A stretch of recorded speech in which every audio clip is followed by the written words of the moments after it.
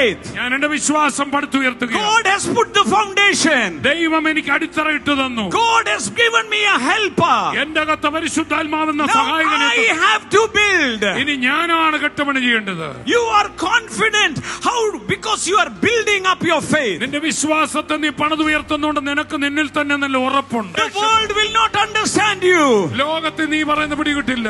People will ask you every time. ജനങ്ങൾ നിന്നോട് എപ്പോഴും ചോദിക്കാം, What are you murmuring? എന്താണ് നീ പുറപെറുക്കുന്നത്? What are you saying? എന്താണ് നീ പറയുന്നത്? Wait a minute.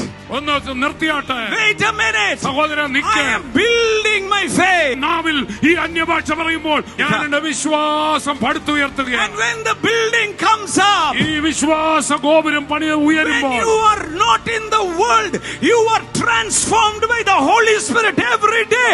You are building you higher and higher, and people will say, wow.